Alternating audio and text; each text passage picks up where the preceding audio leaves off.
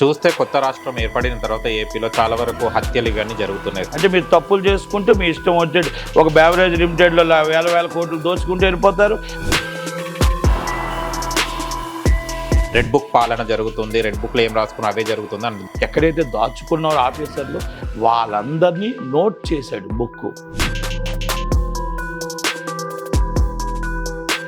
వాదార్ప యాత్ర ఉంటుంది, ఇచ్చాపురం నుంచి మళ్ళీ టెక్కల దాకా ఉంటుంది.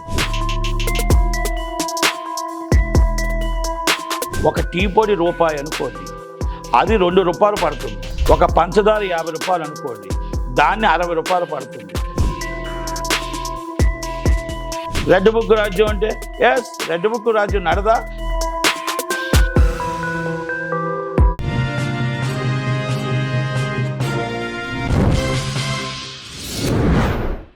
హాయ్ హలో నమస్తే, వెల్కమ్ టు సోషల్ పోస్ట్. నేను మీ యాంకర్ పప్పు. ఈ రోజు మనతోని స్పెషల్ గెస్ట్ ఉన్నాడు. ఆ గెస్ట్ ఎవరు కాదు, మన ప్రొడ్యూసర్ నటికుమార్ గారు ఉన్నారు.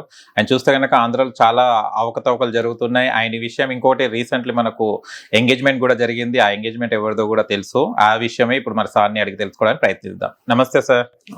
చూస్తే కొత్త రాష్ట్రం ఏర్పడిన తర్వాత ఏపీలో చాలా వరకు హత్యలు ఇవన్నీ జరుగుతున్నాయి సార్. దీని మీద అందరూ ఏమంటున్నారు, రెడ్ బుక్ పాలన జరుగుతుంది, రెడ్ బుక్ లో ఏం రాసుకున్నా అవే జరుగుతుంది అని. దీని మీద ఏమంటారు? ఇది జగన్మోహన్ రెడ్డి మనుషులు అంటారు. జగన్మోహన్ రెడ్డి చెప్తున్నారు, అదే చెప్తాను కదా, అసత్య ప్రచారం. అసత్య ప్రచారం మీరు చేస్తున్నది రౌడీజం. మీరు టీడీపీ వాళ్ళని తీసుకెళ్ళి లోన్ వేస్తారు, మా వైసీపీ వాళ్ళని వచ్చి చంపేశారంటారు. మీరు టీడీపీ వాళ్ళని జనసేన వాళ్ళని లోన్ వేస్తున్నారు, మా వైసీపీ వాళ్ళు చంపేశారంటారు. ఎవరిని చంపేశారండి? ఎక్కడ మంటలు జరిగాయండి? వ్యక్తిగత ఇద్దరు కక్షలుండి కొట్టుకుంటే ఓదార్పేదకి వెళ్ళిపోతాం.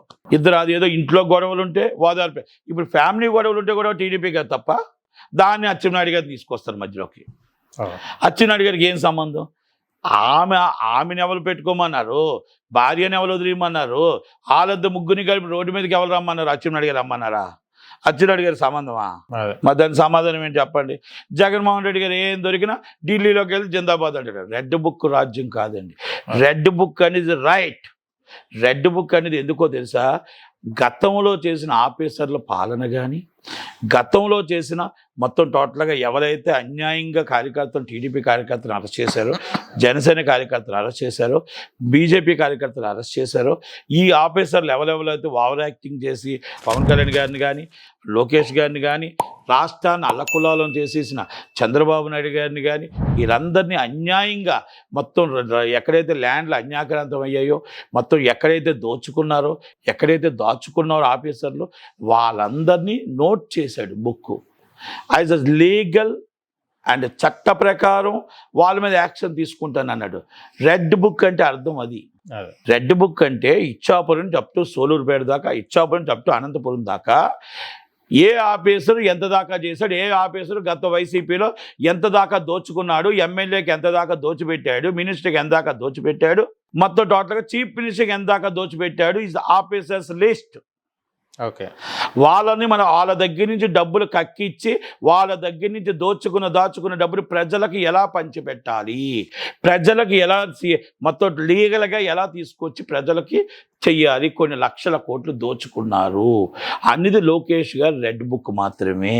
అర్థం చేసుకోవాలి. ఆయన రెడ్ బుక్ పెట్టుకొని వీళ్ళనేసే చెప్పలే.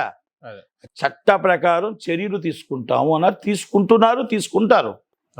రెడ్ బుక్ రాజ్యం అంటే ఎస్, రెడ్ బుక్ రాజ్యం నడదా?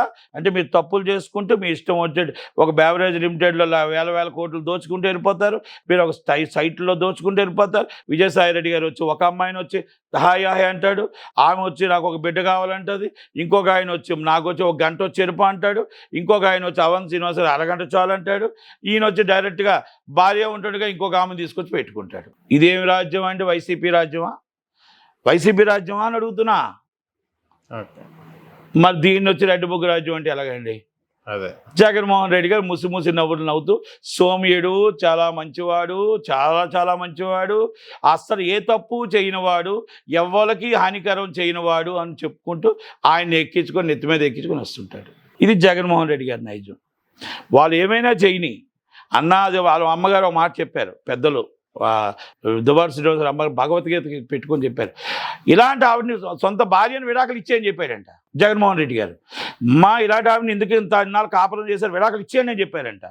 మరి అలాంటి నాయకుడు నేను ఎక్కడ చూడలేదు. ఆమె భగవద్గీత పట్టుకొని ఆమె మాట్లాడిన మాటలేని మీకు చెప్తున్నా. ఇది నేను కల్పించి చెప్పట్లే. జగన్మోహన్ రెడ్డి గారు మరి భార్యాభర్తలను విడగొట్టడంలో ఆయనే మరి లీగల్గా చాలా పెద్ద గొప్పవాడు. పార్టీలో భార్యాభర్తలను కలుపుకొని ఇల్లీగల్ అఫైర్స్ ఉంటే దూరం పెట్టి బాబు అని చెప్తారు. భార్యనే వదిలేసి పిల్లల్ని రోడ్డు మీద పడే, పెళ్లిడికి వచ్చిన పిల్లల్ని రోడ్డు మీద పడే నాయకుడిని, రాష్ట్ర అధ్యక్షుడిని, వైసీపీ నాయకుడిని జగన్మోహన్ రెడ్డి గారిని చూశాను. బాబాయ్ చచ్చిపోతే బాబాయ్ ఎవరు చంపారో తెలియని నాయకుడు ఎవరైనా ఉంటే జగన్మోహన్ రెడ్డి గారిని చూశాను. చెల్లెలు తప్ప ఒక మాట మాట్లాడితే నా చెల్లెలే కాదు ఈమె, ఇది నాకు సంబంధమే లేదు అని చెప్పేసి అందరితో పేడ్ ఆర్టిస్టులతో అడ్డమాను తిట్లు తిట్టించి రాజన్నను అవమానించిన వ్యక్తిని ఎవరంటే జగన్మోహన్ రెడ్డి గారిని చూశాను. చెల్లెలు ఆమె కోర్టుకు వెళ్ళిందని చెప్పి ఆమె ఇష్టం వచ్చిన పేడ్ ఆర్టిస్టులు తిట్టిస్తూ నా చెల్లెలే కాదు అన్న మాటకి ఆ జగన్మోహన్ రెడ్డి గారిని చూశాను. ఈ విజయమ్మ సాక్షాత్తు ప్రపంచానికే దేవుడిగా మొక్కుతున్న రాజశేఖర రెడ్డి గారి భార్య విజయమ్మ గారిని అసభ్యకరంగా మాట్లాడుతుంటే ఆమె నా తల్లే కాదు అని చెప్పిన వ్యక్తి ఎవరైనా ఉంటే జగన్మోహన్ రెడ్డి గారిని చూశాను. మరి ఇవన్నీ ఏమాత్రం చెప్పండి. వైసీపీ పార్టీ నైజం. మీరు వైసీపీ పార్టీ ఇప్పుడు రేపు ఉదయాన్నే ఓదార్పు యాత్రకు వెళ్తాడంటే ఎక్కలే, ఓదార్పు చేస్తూనే ఉంటాడు. ఆయన ఓదార్పు చేస్తూ ఆ ఓదార్పులో ఆయన ఓదారుస్తూ ఉంటాడు. వాళ్ళు ఇల్లీగల్తో కూడా టీడీపీకే సంబంధం కడతాడు. మళ్ళీ అక్కడ ఓకే వాదార్పు యాత్ర ఉంటుంది, ఇచ్చాపురం నుంచి మళ్ళీ టెక్కల దాకా ఉంటుంది. ఆ వాదార్పులో మళ్ళీ దువ్వాడు శ్రీని గారు చెప్తాడు, నీకు ఏం ప్రాబ్లం లేదు, నేను అండగా ఉంటాను, నువ్వు ఈ భార్యను వదిలేసి ఆ భార్యను చేసుకో అంటాడు. కానీ ఆమెకి 3 పిల్లలు ఉన్నారు, పిల్ల ఇంకా డైవర్స్ ఇవ్వలేదు, అటు కూడా లేదు, ఇక్కడ డైవర్స్ ఇవ్వలేదు. చట్టం ఏం చెప్తుంది, జగన్మోహన్ రెడ్డి గారు ఏం చెప్తారో చూద్దాం. నాయకుడు మరి ఆ నాయకుడు ఏం చెప్తాడో చూద్దాం. ఆయన సందు ఆయన బొమ్మ వేయించుకున్నాడు. ఇప్పుడు ఆ బొమ్మలు తీయడానికి కొన్ని 100 కోట్లు అవుతున్నాయి. ఇప్పుడు మొన్న చాలా పేర్లు కూడా తీసేస్తున్నారు. ఆయన బొమ్మలు ఆ పేర్లు వేయడానికి మొత్తం టోటల్గా మళ్ళీ ప్రజలు వస్తే పోతుంది. ఈయన వచ్చి బొగ్గు ఛార్జ్ అని ఈయన ఫోటోలు వేయించుకోవడం కోసం మాకు అప్పులు చేసి ప్రజల మీద ఆ భారం వేశాడు. ఇప్పుడు మళ్ళీ చంద్రబాబు నాయుడు గారు ఈ ఫోటోలు అన్నీ తీయించాలంటే మళ్ళా ప్రజల మీద భారం వేయాలి. అంటే అర్థమవుతుంది ఏంటో తెలుసా, ఒక టీ పొడి రూపాయి అనుకోండి, అది 2 రూపాయలు పడుతుంది. ఒక పంచదార 50 రూపాయలు అనుకోండి, దాన్ని 60 రూపాయలు పడుతుంది. ఎందుకు పడుతుంది బాబు అంటే నిజంగా రేట్లు పెరిగితే తప్పులేదు. జగన్మోహన్ రెడ్డి బొమ్మ వేసినందుకు 5 రూపాయలు, బొమ్మ తీసినందుకు 5 రూపాయలు, అంటే 10 రూపాయలు మన ప్రజల జోబీలో నుంచి, సామాన్య వ్యక్తి నుంచి జగన్మోహన్ రెడ్డికి మనం ట్యాక్స్ కడుతున్నాం. ఆయన్ని మనం 5 సంవత్సరాలు ఎన్నుకున్నందుకు పాపానికి మనం 10 రూపాయలు ట్యాక్స్ కట్టాము, జగన్మోహన్ రెడ్డి ట్యాక్స్. మరి అలాంటప్పుడు చంద్రబాబు నాయుడు గారు ఈయన మీద సిఐడి కేసు పెట్టి ఇమ్మీడియట్లీ సిబిసిఐడి ఎంక్వైరీ చేయించి ఆ డబ్బుని మరి ఈ పార్టీ దగ్గర మనకు రికవరీ చేయాలా వద్దా, అది చంద్రబాబు నాయుడు గారు నిర్ణయం తీసుకోవాలా. ఇది ప్రజల సొమ్ము, ఈ ప్రజల సొమ్ము ప్రజలకు చెందాలా అంటాను. లేదా ఎలక్షన్ కమిషన్ రాయండి, ఇది ఎలక్షన్ కమిషన్ రాయండి. ఇది మనం ప్రజల సొమ్ముని మన ఫోటోలకి దారాదత్తం చేయకూడదు.